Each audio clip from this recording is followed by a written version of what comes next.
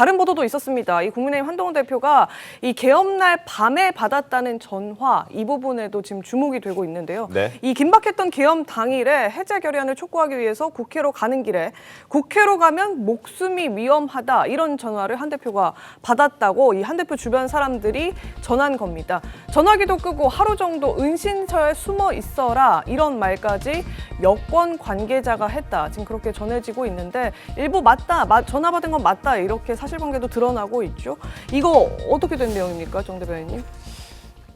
처음 보도가 나왔을 때는 제가 이것에 대해서 어느 정도나 뭐 말씀드려야 될까라고 생각했는데 보도가 이제 많이 나왔으니까 네. 실제로 한동훈 대표께서 이런 말씀을 하셨습니다. 나중에 복귀해 보니 국회로 들어가는 과정에서 전화를 받았고 은신처를 마련해서 은신해 있는 게 좋겠다라는 메시지를 신뢰할 만한 여권 관계자에게 들었다는 거예요. 그 여권 관계자는 그 여권 정치인인가요? 관계자는 제가 뭐 현역 정치인인지 아니면 기존의 여권에서 뭐 정보기관에서 일했던 분인지는 뭐 확인을 못했습니다만 뭐 한동훈 전 대표가 없는 말을 만들어낼 건 아니지 않습니까? 이런 상황에서 그런 만큼 이 상당히 뭐 긴박한 상황이었고 이 사실 저는 개인적으로는 너무 영화 같은 이야기라 이것이 정말 사실이었을까? 한동훈 대표도 그렇게 판단했기 때문에 그렇게 걱정하지 않고 국회로 들어갔다는 거 아니겠어요? 예.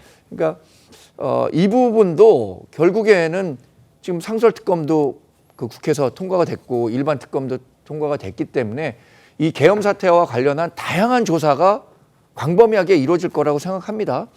관련해서는 조사 결과가 나오기 전까지는 뭐 너무 앞서 나가는 얘기를 하는 것은 좀 지양해야 한다고 생각합니다. 알겠습니다.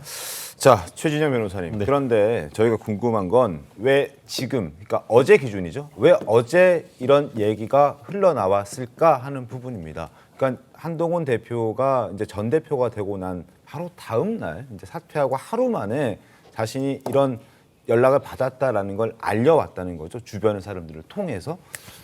혹시 다른 정치적 의도나 목적이 있었을까요? 지금으로서는 뭐 그런 의도를 확인하는 것이 만만치는 않은 그런 시점인 것 같습니다. 사실 이와 관련해서 약간의 맥락을 짚어본다고 하면은 말씀드린 것처럼 어떻게 보면 당 대표로서의 어떤 지위를 잃었던 그런 부분에 대해서 어떤 뒤에 서운함 이렇게 어떤 평가할 수도 있겠지만 네. 어쨌든 지금 전 그 평생을 법조인으로 살아온 사람으로서 없던 말을 지어서 할 가능성은 현실적으로 현저히 떨어진다라고 봅니다. 다만 그 어떤 신뢰할 수 있는 여건이 누구냐. 지금은 그런 식으로 익명을 얘기했지만 경우에 따라서 한동훈 전 대표 같은 경우에는 그 익명 관계자가 누구다라는 것을 밝힐 시점이 올 여지도 없지 않다. 네. 다만 국민들이 우려하는 것은 뭐냐면은 얼마 전에 그 유튜버 김어준 씨가 어떻게 보면은 그 우방국에로부터 어떤 제보를 받았다고 하면서 한동훈 대표를 비롯한 뭐 암살조 이런 얘기를 해서 너무나 충격이었는데 민주당 내에서도 그 확인한 결과 그것이 허위다라는 보고서를 냈지 않습니까? 네. 그런데 그 허위다라는 취지의 민주당 보고서가 나온 시점에 그와 비슷한 듯한 어떤 얘기가 나오니까 과연 그런 것들이 정말 없었던가에 대한 의문이 지금 생기는 것도 사실입니다.